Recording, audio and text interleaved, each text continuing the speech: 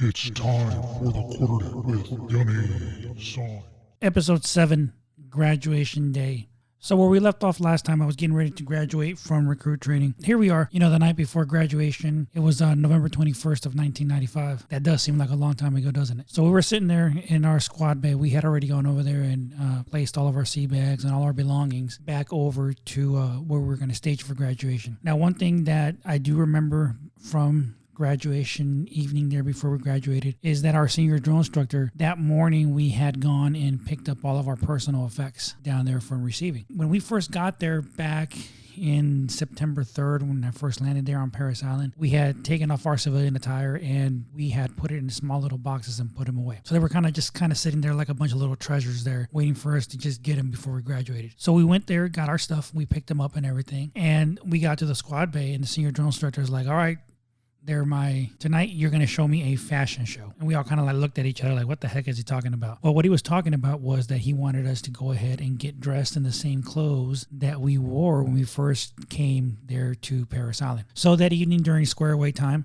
senior drill instructor ended up having duty that night because he wanted to go ahead and spend the last evening with us there. And he had all of us change into our attire that we all wore once we arrived there at the island. I got to say, it was probably one of the most hilarious things that I had ever seen. Now, this is something that I carried over to when I was actually a drill instructor, and I'll get more into that here in the next couple of episodes that we're going to talk about. We had people putting on their clothes, and some of their pants didn't even fit anymore. They were falling down. Even if they were wearing a belt, trousers just fell all the way down. Some people were wearing some ridiculous clothing that you couldn't even imagine that they were actually wearing there to them showing up there to Parris Island. Needless to say, senior drill instructor had a lot of comments about everybody's clothes, and he wanted to show us that because he wanted us to see the big transformation that everybody had made since the time that they got there. Now that they were getting ready to leave the following day, graduating as a basically trained Marine, getting ready to get out there to the fleet. So that night, he pretty much let us hit the rack around 2100, so about an hour early from TAPS. I don't think I even got a wink of sleep that night, though. I was just excited, getting ready to go to get back home and see my little one, the girlfriend at the time, and just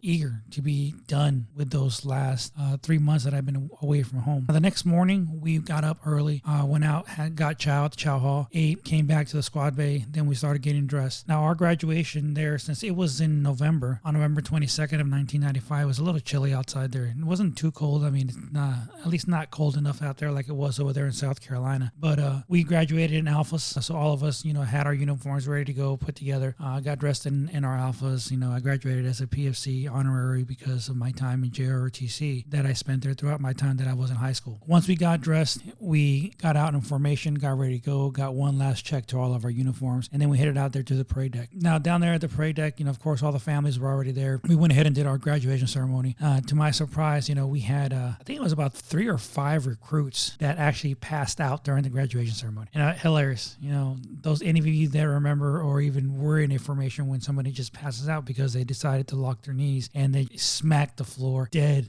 face first, busted their face, all that stuff and everything, just before they graduated from there. So it was kind of hilarious, and that wasn't the last time that I would see that, because again, during the time that I spent as a drill instructor, that was just a common thing, and we would take bets to see how many would actually fall out. So once we graduated, went ahead and grabbed all of our sea bags, and we got ready to go on a shuttle that was going to take us down to the airport. Now for me, I had to travel all the way from South Carolina, and I had to buy a plane ticket all the way back to El Paso, Texas. That's a long ways, especially as when you buy your actual tickets, you go down there to right there at the recruit depot to Sato Travel. You don't buy your plane tickets, months in advance or weeks in advance. You buy it like a couple of days before or a week before you're about to leave. So the prices aren't really that cheap for you to get a plane ticket to go. I think for me, I had to buy a round trip ticket from South Carolina down to El Paso, and then from El Paso back to Jacksonville, North Carolina to go to Camp Geiger for MCT training. Ended up paying about $1,300 for a round trip ticket during that time. Needless to say, I was like, oh my God, that is a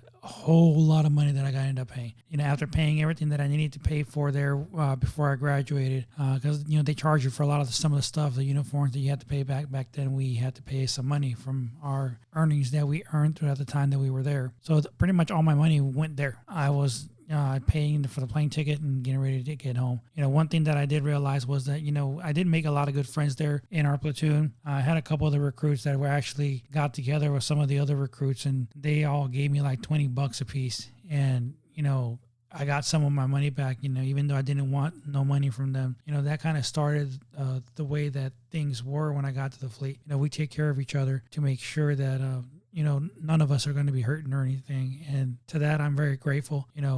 I kept in contact with a lot of them. It's been about probably about 8 years or so now that I haven't really talked to anybody left in my platoon. So I'm not really too sure, where everybody's at now, if they even stayed in the Marine Corps or they've gotten out. So here we are, loading the bus, getting our sea bags in there, we got in there. I think there was about 6 of us in one shuttle that were getting ready to go to the airport at the same time because our planes were leaving there about 1 in the afternoon or 2 in the afternoon, something like that. We're in there, crammed in there, pretty much like a bunch of little sardines, had our sea bags in there, and we were sitting on the seats there on the van. And here come our drill instructors, telling us, time to get out of here, go home. I'm sure they were excited for us to get out of there because, I know it was for me when I was down there as a hat. I couldn't wait for the recruits to get out of there because that meant that I was going to get at least a little bit of time off for me to be able to enjoy, back with my family. Now, upon graduation, they gave me 10 days of what they call boot leave. It's leave, and, you get some boot leave after you get out to be able to go spend some time home. And the reason they do that is because a lot of times the classes for MCT or your ongoing training after that, they don't start for a certain amount of time. So you get those 10 days to go home. Some of the recruits were going home and actually going straight onto recruiting duty to work with their recruiter now that they graduated high school, to go out there and talk to everybody at their high school and let her know how they accomplished everything and what it was like to try to get more people to actually come into the service. So we made it to the airport, was able to get my boarding passes, get everything checked in. Now, when we flew, I flew all the way home in my Alphas. I wanted to go ahead and, when I got home, be in my uniform, so that way my family that was meeting me at the airport was going to be able to see me come out, in my uniform. Since they didn't even go to my graduation, so they didn't really see me, now they could actually see me coming off the plane. So I was excited to see my daughter, my girlfriend there at the airport, my mom, my dad, brother, they were, to come pick me up. So I was excited. We were on the plane, newly graduated Marines, everybody on the plane knows that you just graduated, especially with the plane leaving from South Carolina. And then you got all these bunch of young little Marines still with their recruit mentality, probably still shitting chow hall food, getting on a plane, carrying their covers there on their forearm with their forearms parallel to the deck and their fingers curled on the bill of the cover. Yes, I still remember that I did that when I was walking through the airport carrying the cover like that. And, some of the old retired Marines, some of the veterans that weren't been out for a while, they know who you are. And they're like, oh yeah, I remember those days carrying the cover like that when I was getting ready to go home. So now we're finally on the plane, flying down there from South Carolina all the way to El Paso. Now I flew from South Carolina and then I took a flight down to Dallas, to the Fort Worth area, landed there at the airport there. I had a layover there for like an hour. So once I got there, then I got on one more plane and that took me all the way down to El Paso. So once I arrived there at El Paso, I got off the plane, expecting, to see my family there waiting for me. Come out of the terminal, get out there, and I don't see anybody there. Then I looked to the left a little bit there, and I saw my dad and my brother there. They're like, I walked right by them. They didn't even recognize me when I got there. I was expecting my mom to be there, my girlfriend, my daughter, so I could see them as soon as I got off the plane. Well, that didn't happen, so I dealt with it. Got in the car, drove down to my parents' house down there in El Paso. And at the time, they were living there on base in Fort Bliss in that area there. So I finally got there, was able to see my daughter, girlfriend at the time, was really excited to see them. My daughter, of course, she had no idea who the heck I was. She didn't remember me at all because I'd been gone for 3 months already. And I left when she was 3 months old. So by the time I came back, she was already 6 months old. So she grew a little bit more. Really didn't recognize me. And I kind of had a little bit of a flashback thinking about how I was when I first met my dad, when I had no idea who the heck he was. And he just showed up out of nowhere to pick me and my mom up when we first came to the States. So I spent the next 10 days there in El Paso, getting ready to see my family. I had family living there in El Paso, in Chaparral, New Mexico. I had family there. And of course, I had some other family that was still living down there in Juarez that I wanted to go see and visit while I was there for a little bit of time that I was there. Everybody told me the same thing, like, oh my God, what happened to you? When I graduated recruit training, I went there weighing 147 or 50 pounds, somewhere around there like that. And when I graduated recruit training, I weighed 128. That was me wet coming out of the shower. I did lose some weight when I was there. So some people didn't really really recognize me when I got home. So while we were there, I graduated on the 22nd, the 27th of November. I think that's the date it was. I really don't remember the exact date. Not a very important date for me anymore. That's when I actually got married there to my girlfriend at the time there in El Paso. Mom, aunts. They were there when I did that and had a little barbecue at my aunt's house afterwards, and that was that. Didn't have to do anything else, and I dealt with it. And now I was married. A 19-year-old kid already married with a kid. Man, I sound like a complete boot when I think about it. I'm like, oh my God, so many years of me telling these youngins not to worry about, not to be doing those things because things are going to get worse, or you're not going to have time to spend time with your family because you're such a young Marine or service member at the time, and we weren't getting paid that much at all. A young PFC back then, man, we weren't making hardly anything. I think I was getting maybe about $400. No, I'll tell you about $600 a month. That's what we were making back then. So it wasn't a lot, compared to now. I know young PFCs, they make some money now. Of course, with inflation and the cost of living, it's gone up in the world. So my 10 days were finally up, and it was time to actually leave and head towards Jacksonville, North Carolina, down there to the Camp Geiger training area for my Marine combat training, or the MCT training that was next. I head off to the airport down there in El Paso. I ended up getting a taxi by myself, went to the airport, so nobody saw me off at the airport. Nobody took me to my terminal for me to leave. I was pretty much on my own, and I knew I was because I was ready to do everything on my own and head out there and get the next adventure in my life started. So I get to the airport, go check in all my bags, and I go to the lady there at the ticket counter, show her my little ticket stub that I had from Sato Travel, and she looked me up and everything, and she's like, okay, the next flight's going to be leaving in 2 hours. Like, you should be arriving in Jacksonville, Florida at 2 o'clock. And I'm like, Florida? Like, I thought I was going to North Carolina. And then she looked at the ticket and like, oh my God, you're absolutely right. I almost sent you to Florida. Now, don't get me wrong. It probably would have been nice to go out there and, get a tan, and enjoy time down there in Florida. But I had to be down there at Camp Geiger there towards the end of November. So when I got to Camp Geiger, I was lucky enough that our company was picking up for training right away. Now, we were going to be there throughout the holidays. So all we did was pretty much we picked up with our company, and then they gave us a 96 for Thanksgiving, Christmas, and New Year's. Okay, so I spent that time there at North Carolina. Now, newly graduated Marine, spending time there at MCT. What does every Marine do once they graduate recruit training? Of course, you want to go out there and have a beer, get drunk, all those things. Now, back then in 95, if you were 18 years old, you were allowed to drink on base. That was just the legal way to be able to drink there on base. If you were 18, you could drink on base. However, if you went out in town, you had to be 21, just like any other federal law that was out there that you could not drink until you were that age. So it was me and about 4 of the other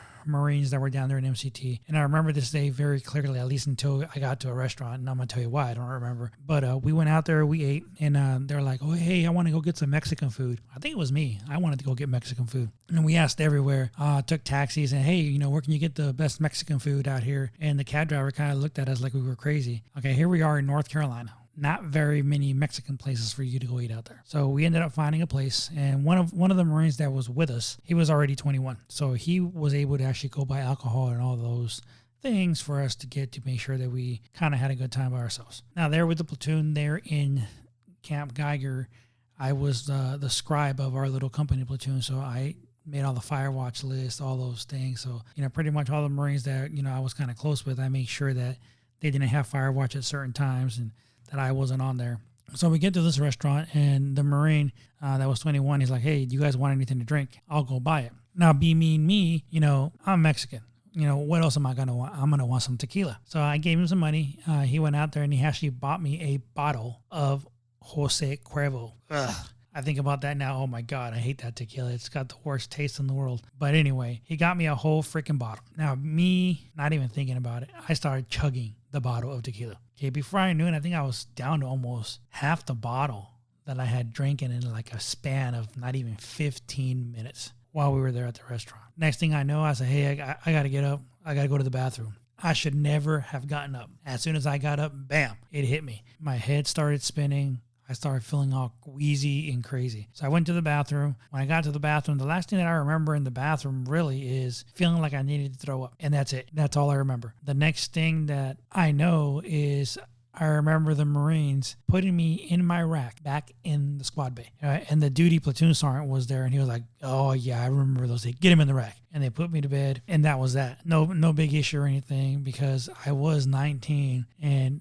I told him that I had drunk on base, not off base, and that was that. So no repercussions with that back then, but I dealt with that stuff when I was there. Now, while we were there in MCT, when we finally started picking up our training, it was like the beginning of January that we started doing training. Now, we were doing hikes, doing all those things out there. And I remember because it was cold. It was freaking cold down there in January. I mean, we're out there doing our field training, learning how to dig fighting holes, and it was cold as hell out there. So it was very hard to actually dig the holes for the fire pits and everything else for the machine guns. And we had to make them, to the specs that you had to make them to, grenade sump, stepping stool, all those things had to be in our fight hole for our evaluation there at MCT. Now, on our way back, we had to hike back. I think it was maybe a 10-mile hike. It wasn't that long, and for me, hiking is not a big deal, but I don't know what the heck happened. I remember that we were hiking. We were maybe about a mile from getting back to our squad base, and I just collapsed.